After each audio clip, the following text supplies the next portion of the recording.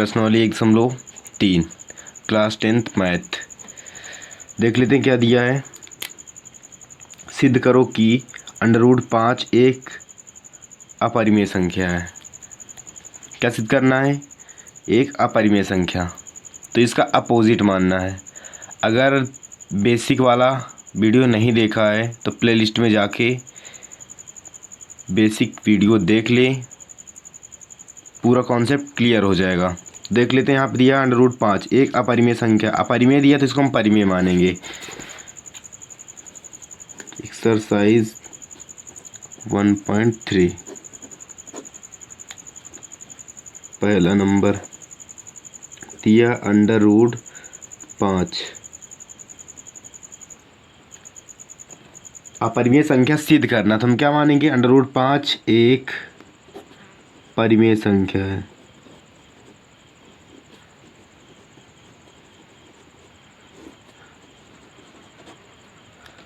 √5 एक परिमेय संख्या है। अब देख लेते हैं। अगर परिमेय संख्या है √5 परिमेय संख्या, तो उसको हम P/Q के रूप में लिख सकते हैं। लेकिन एक चीज़ याद रखना कि जो Q का मान है वो 0 के बराबर नहीं होना चाहिए। मतलब Q का मान 0 नहीं आना चाहिए। वह P/Q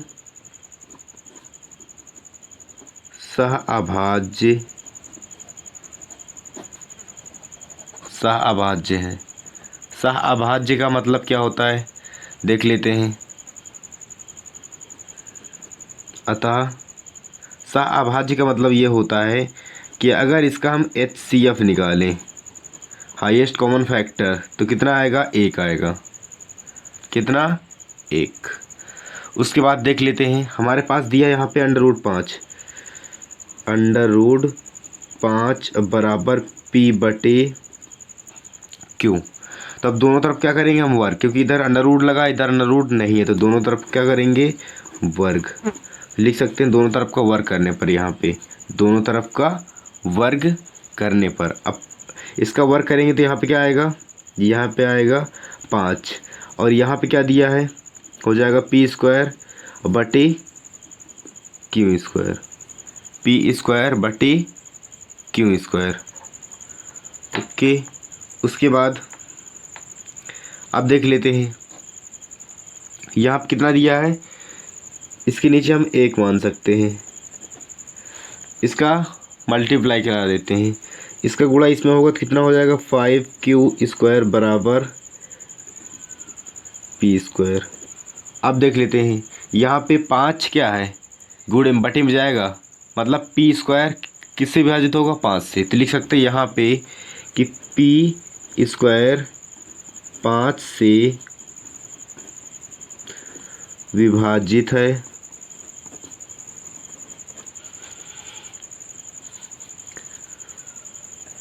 तो P भी 5 से विभाजित होगा।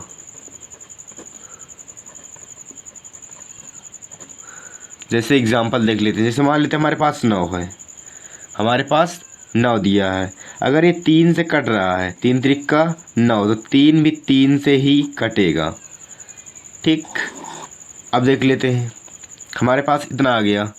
उसके बाद हमारे पास P बराबर कितना आ गया? 5। P बराबर 5। तो अब यहाँ पे यहाँ पे P बराबर 5, तो यहाँ पे जो कुछ मान दिया होता 5 है, हम इसको क्या मान लेंगे? M मान लेते हैं। कुछ भी मान सकते हो, M मान लो, R मान लो, कुछ भी मान लो। ठीक है। अब क्या करेंगे हम? दोनों तरफ का वर्ग करने पर क्या करेंगे? दोनों तरफ का वर्ग करने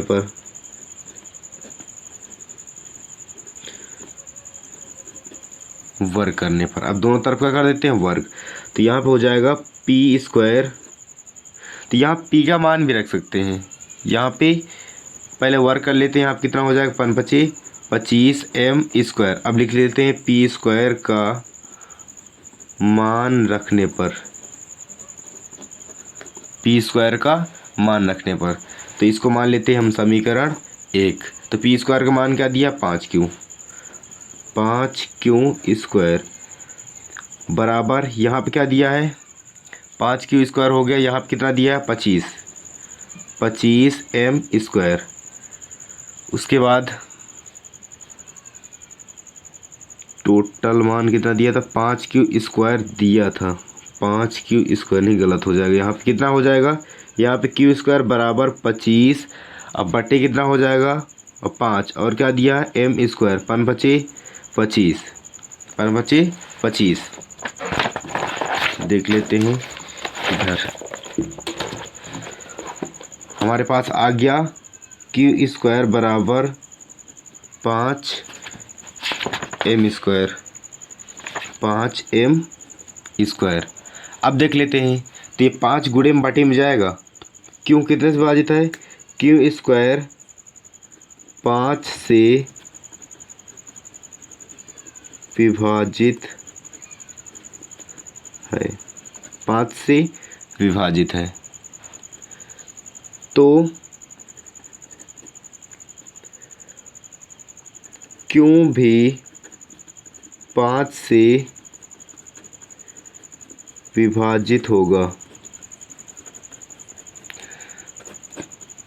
5 से विभाजित होगा। इतना हो गया, इतना समझ में आया कि नहीं, इतना तो समझ में आ ही गया होगा। उसके बाद लिखेंगे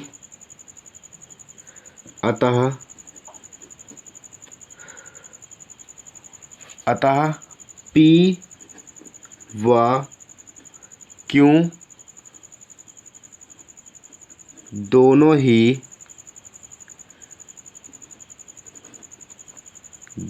ही 5 से विभाजित है,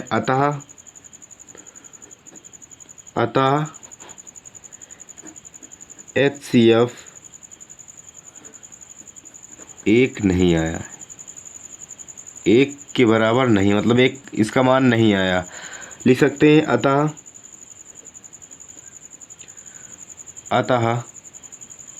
हमारी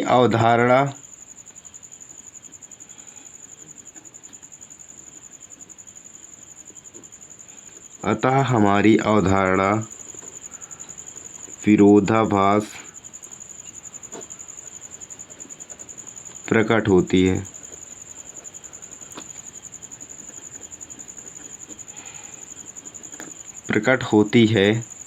अर्थात √5 एक अपरिमेय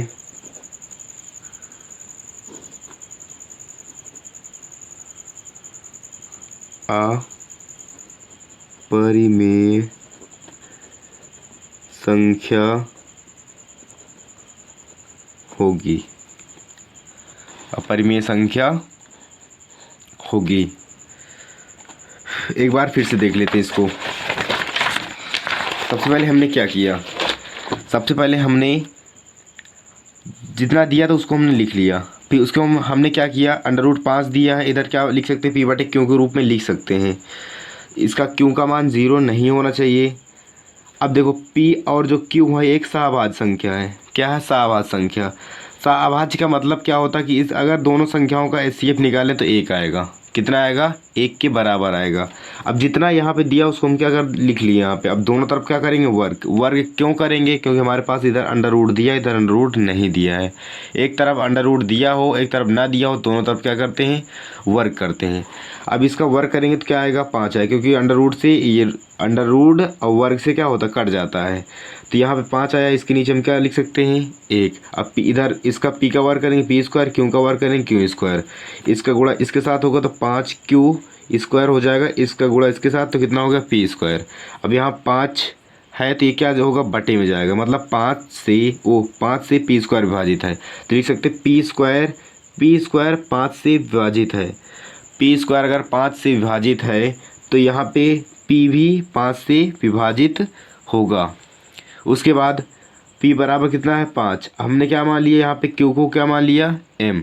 क्या माना, m। अब दोनों तरफ क्या करेंगे हम, वर्ग करेंगे। क्या करेंगे, वर्ग करेंगे।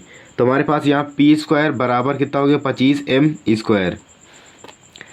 अब यहाँ पे क्या कर दे, पी हमने क्या माना इसको, समीकरण 1। पी स्क्वायर का मान कितना दिया, 5q स्क्वायर। तो पी स्क्वायर का मान रख देते हैं यहाँ 5q स्क्वायर बराबर कितना दिया हमारे पास, 25m। अब यहाँ 5 बटे में जाएगा तो कितना हो जाएगा, क्यू स्क्वायर बराबर 25/5। 5 से कटेगा 5×5 = 25। तो यहाँ कितना हो गया, 5m स्क्वायर, 5m स्क्वायर।